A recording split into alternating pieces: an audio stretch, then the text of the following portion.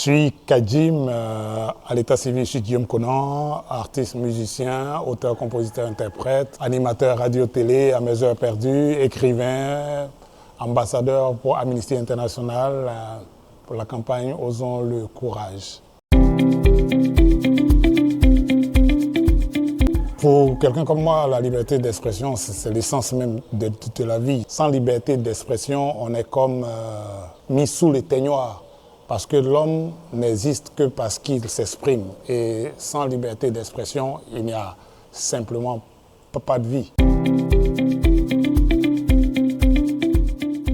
Si aujourd'hui on regarde l'actualité mondiale, il n'y a pas beaucoup de raisons de se réjouir.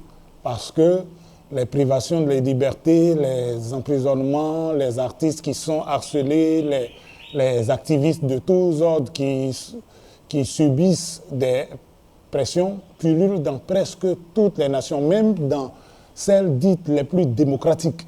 Et il est important de rappeler des choses fondamentales comme le droit que chacun a d'exprimer ses idées, que ce soit en public comme en privé, parce que c'est les bases même de la Convention universelle des droits de l'homme. Il est important que tous les citoyens de notre planète et ceux qui sont les plus en vue puissent bénéficier d'un minimum de protection de nos États, de nos gouvernants, parce que souvent, on pense que tous ceux qui prennent la parole sont des ennemis.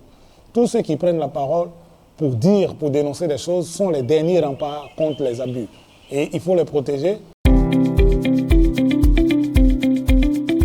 Beaucoup de personnes ne se rendent pas compte que les choses ont évolué. La censure sous la forme traditionnelle n'est plus possible.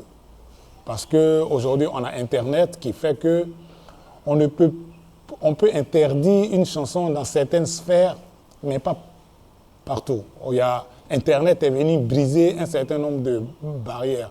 Mais les gens s'y prennent autrement, par la menace, par des menaces auprès des médias, des diffuseurs, des animateurs de télé, des radios qui ne vous inviteront pas, ou des gens qui conditionneront par exemple votre passage dans leurs médias par la diffusion de certains types de chansons et pas d'autres. Et la phrase toute trouvée qu'ils utilisent maintenant, c'est que ta chanson ne cadre pas avec la politique de la radio ou de la chaîne de télé.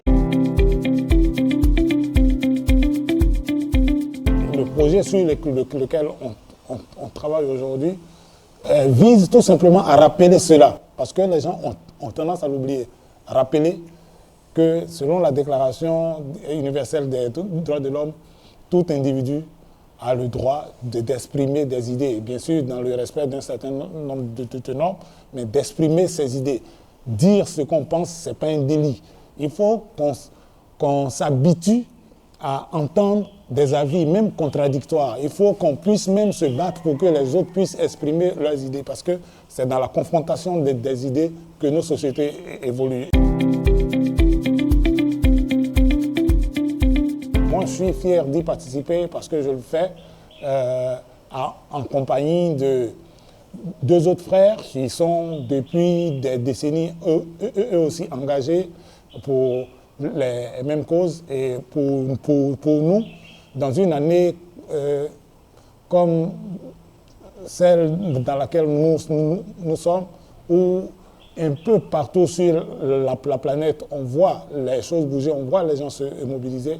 Il est important de rappeler ces choses essentielles-là.